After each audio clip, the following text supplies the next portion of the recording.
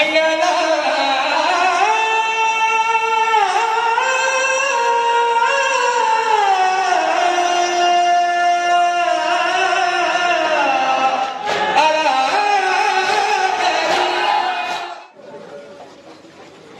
آج کل گرمی ہے پیاس کی شدت جسے پتا ہے اور اس شدت میں جنگ ہو رہی ہو. یہی تو کربلا کے سارے مظلوم ہیں. پلٹ کے حملہ کر کے جب قاسم آئے تھے نا تو قاسم نے بھی کہا تھا چچا اگر ایک گھونٹ پانی مل جائے تو سارا لشکر پھر نار کر دو. شہزادی زینب نے کہا شہزادے پیاسے ہیں کہیں سکینہ سے پہلے پانی نہ پی لیں. اور ادھر دونوں بچے جب دریا پہ پہنچے ہیں تو دونوں ایک دوسرے کو دیکھ کے کہتے ہیں ہم کاش مشک سکینہ لے آتے تو اصغر کے لیے پانی لے جاتے. ابھی دونوں بچے گلے مل کر رو ہی رہے تھے کہ ملعون جانتے ہیں بنی ہاشم کو گھیر کے مارا جاتا ہے. کہا کہیں سے تیر آنے شروع ہوئے, کہیں سے نیزے آنے شروع ہوئے, کہیں سے بھالے آنے شروع ہوئے. کہا شہزادے جب زخمی ہوئے تو بلا تو نہیں سکتے تھے اپنے ماموں حسین کو. اب گرتے ہوئے کسے آواز دی؟ کہنے لگے ماموں ابا اجرکم اللہ. ذرا شرماؤ نہیں, بس شہزادوں کی آمد ہے نا, ان کے تابوتوں کی آمد ہے. کہا ماموں عباس کو آواز دینے کی دیر تھی. اب اولاد والوں ایک جملہ سن لو, گو کہ وقت بہت ہو گیا ہے مگر میں بھی کلیجے کی قوت لگا کے یہ جملہ کہنے لگا ہوں.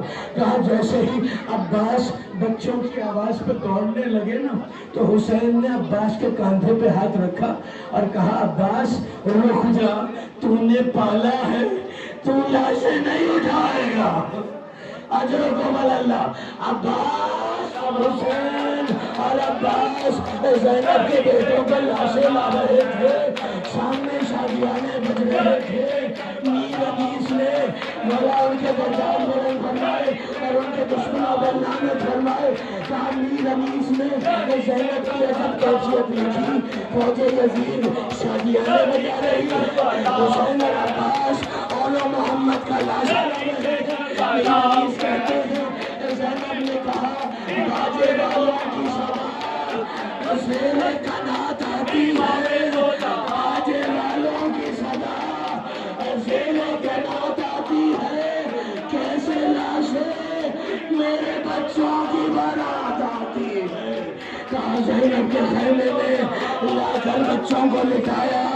ہماری آقا زادی زینب دونوں بچوں کے لاشوں کے بیچ میں بیٹھی اور کہنے لگی آن تیرا بھائی جو محمد ہے وہ چھوٹا ہے, اسے ماں کے بغیر نیند نہیں آتی.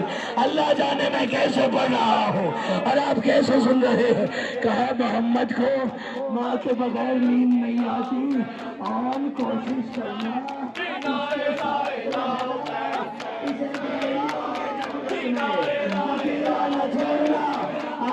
ان کے تابوت کہ جن کے زندان میں جب سر آئے تو کوئی رونے والا نہیں تھا, کوئی رونے والا نہیں تھا.